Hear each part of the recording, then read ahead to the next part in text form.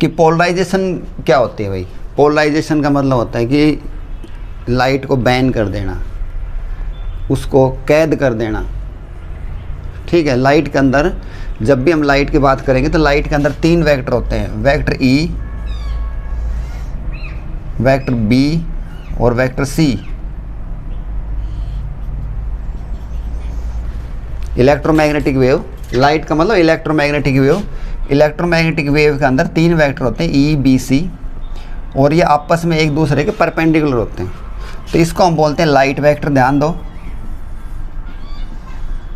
वैसे तो electric vector होता है, लाइट का मतलब इलेक्ट्रिक वेक्टर, बी का मतलब magnetic vector, magnetic field, electric field, और ये प्रोपेगेशन वेक्टर। प्रोपेगेशन का मतलब वेव आगे बढ़ेगी तो ऐसे चलती है वो। ये तीनों आपस में एक दूसरे के पैरेलल होते हैं, ई परपेंडिकुलर बी परपेंडिकुलर सी। ठीक है, तो इसका हो गया लाइट वेक्टर। तो लाइट जो है वो ऑर्डिनरी जो लाइट होती है वो ऑर्डिनरी लाइट का मतलब सनलाइट, ये मान के चलो ये सूर्य दिखा दिया मैंने, और इस बात को मैं ऐसे भी दिखा सकता हूँ, सूरज की जो लाइट है वो सभी दिशाओं में चलती है। इस बात को मैं ऐसे भी दिखा सकता हूँ कि लाइट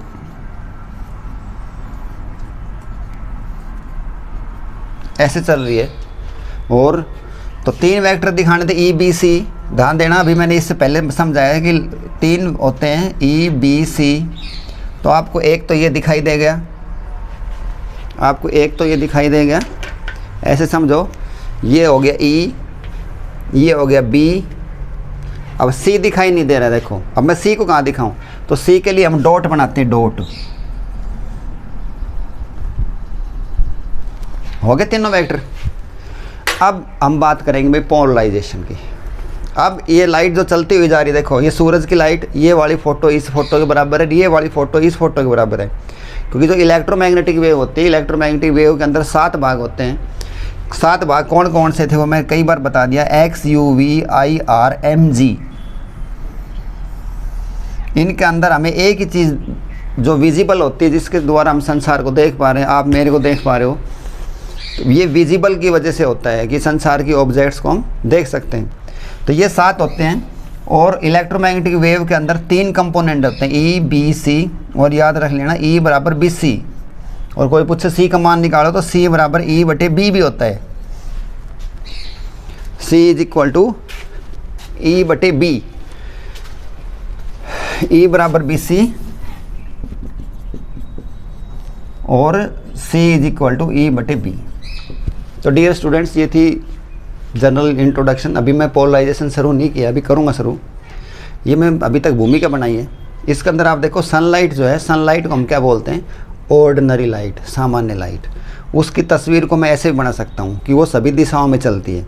उसी तस्वीर को मैं ऐसे भी बना सकता हूँ कि इसके अंदर 3 वेक्टर होते हैं, ई बी सी। तो मैंने तीनों दिखाए हैं आपको, एक तो सीधा चला गया ये वाला, एक परपेंडिकुलर है ये, और जो तीसरा जो मेरा पेन था उस पेन को मैंने डॉटेड से समझा दिया। अब सुनो, अब होती है पोलराइजेशन की डेफिनेशन, आपको समझ में आएगी। The phenomena of confinement. Confinement का मतलब होता है किसी को लिमिटेड स्थान कर देना, किसी को जेल में बंद कर देना। भाई सीधी सी बात है, कोई आदमी जब जेल में बंद होगा तो उसको कोई 4 BHK का फ्लैट थोड़ी मिलेगा, उसको एक छोटी सी काल कोठरी मिलेगी, यानी उसको कन्फाइनमेंट कर देना, यानी उसकी जगह छोटी कर देना। Electric, the phenomena of confinement vector of electric vector. देखो इलेक्ट्रिक ई, इसको हम लाइट वेक्टर भी बोलते हैं। इस लाइट वेक्टर को जेल में बंद कर देना, छोटा कर देना, उसके ऊपर प्रतिबंध लगा देना। To a single direction passing through a tourmaline prism. अब ये जो हमारी जो लाइट जा रही है, ये देखो एक प्रिज्म है डियर स्टूडेंट्स। इस प्रिज्म के अंदर से जब मैं इसको गुजारूंगा, अब देखना इसके बाद से इसमें क्या होगा आगे। जैसे मैं दिखाता हूँ आपको, ये प्रिज्म समझ लो, इसको टॉर्मोलाइन साल्ट, निकोल प्रिज्म, इसको पोलराइड भी बोलते हैं। जब ये इसके अंदर से गुजरेगी तो इसके अंदर ये वाली चीज़, एक चीज़ के ऊपर बैन लग जाएगा, ये कट जाएगी, छोटी हो जाएगी। ठीक है, तो इसको मैं ऐसे लिख दूं,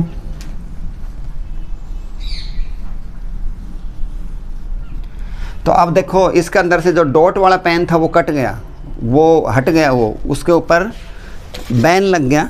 ऐसे समझते रहो, ये था 1, ये था 2, ये था 3। जब इसको हमने प्रिज्म में से लाइट को गुजारा तो जैसे इसका ये हिस्सा कट जाए, अब ये 2 जा रहे हैं जैसे, ठीक है।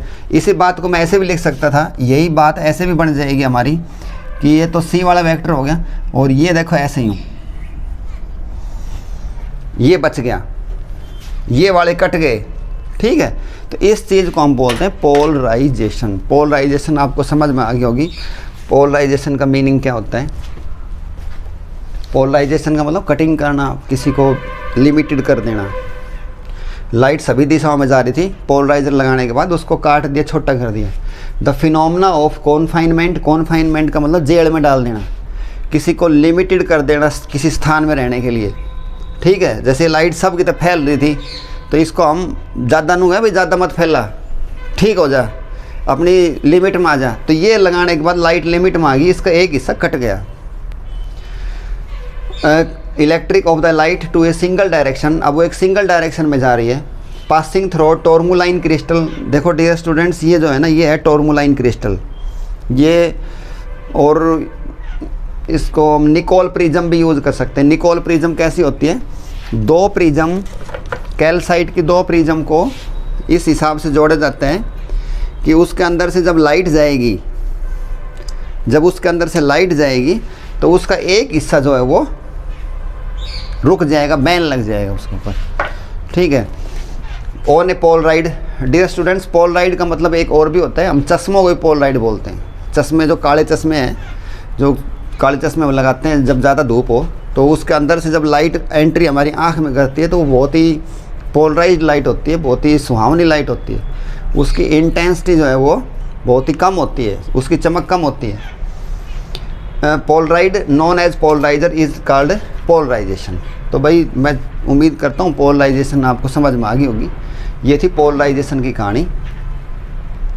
और पोलराइड क्या होते हैं? काले चश्मे हो गए, गाड़ी के आगे जो बड़ा शीशा होता है उसके आगे भी हम लगा देते हैं, क्योंकि शाम को जब गाड़ी चलेंगी तो उनकी लाइट उन पे हमारी आँखों के अंदर रिफ्लेक्शन डालती है, उनको वो एब्जॉर्ब कर लेती है और लाइट जो है वो अच्छी कम इंटेंसिटी की क्षण के हमारी आँख में जाती है, हमको अच्छी तरह पूरा रास्ता दिखाई देता है।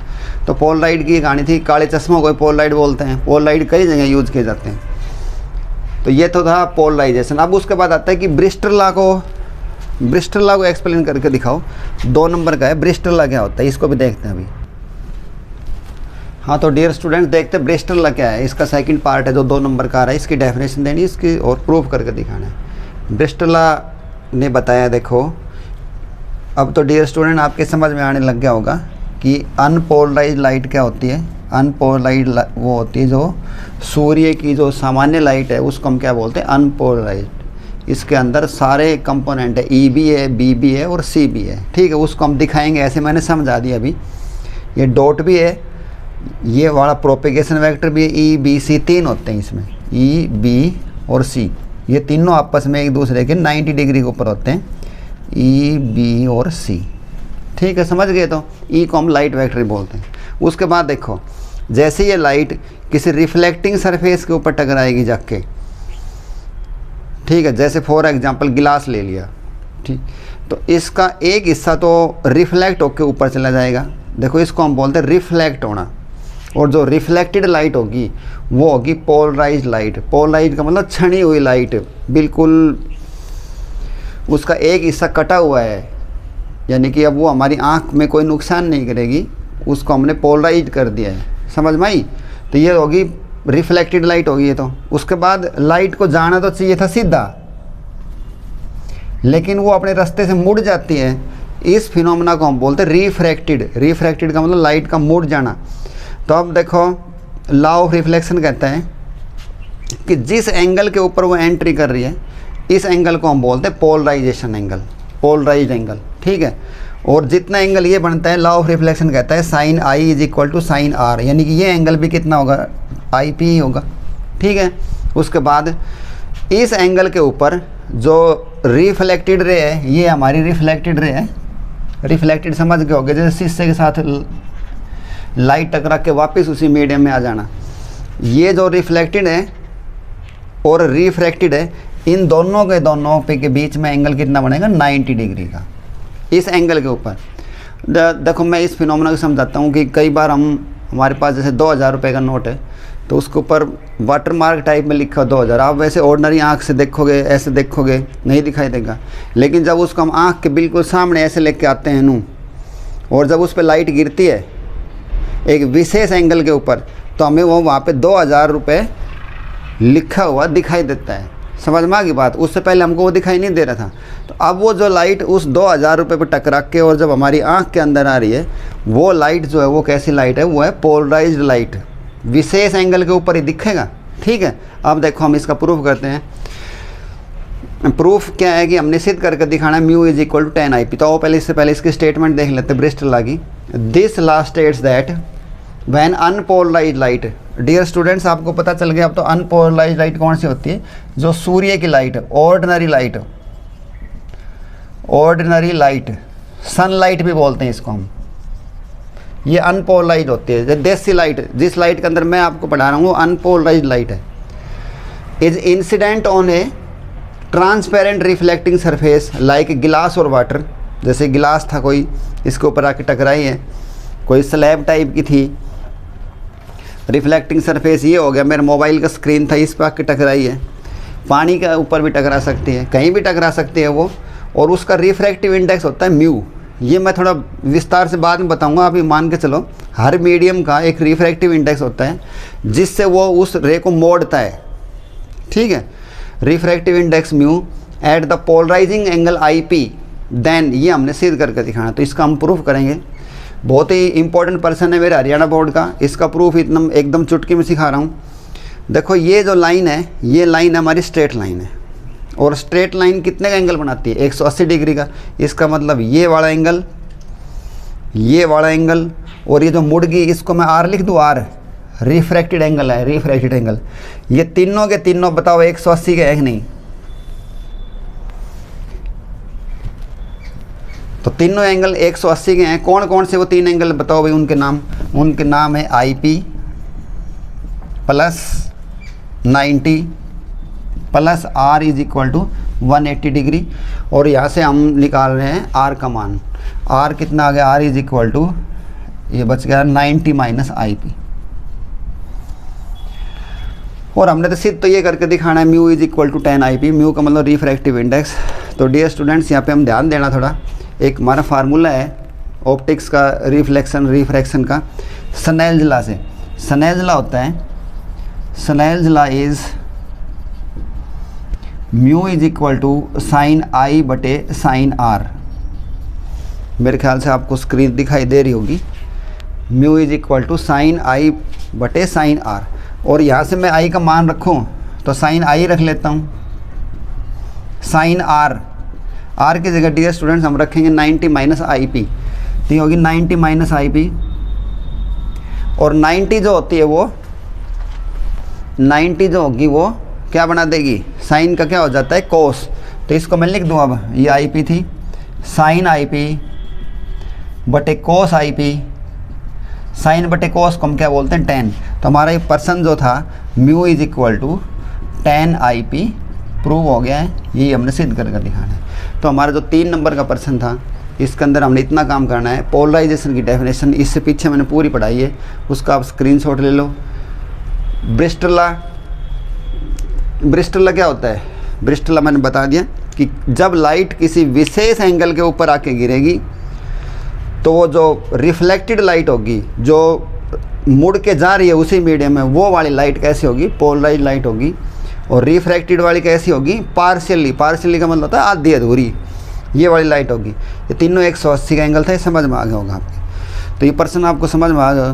तो डियर स्टूडेंट्स, मैं आपको जो पढ़ा रहा हूँ और आपको मेरी बात समझ में आ रही है और अच्छी लग रही है, सही समझ में अच्छी तरह आ रही है, तो आप हमारे चैनल को भी सब्सक्राइब करो ताकि हमारा मोटिवेशन इससे आगे और बढ़ता रहे।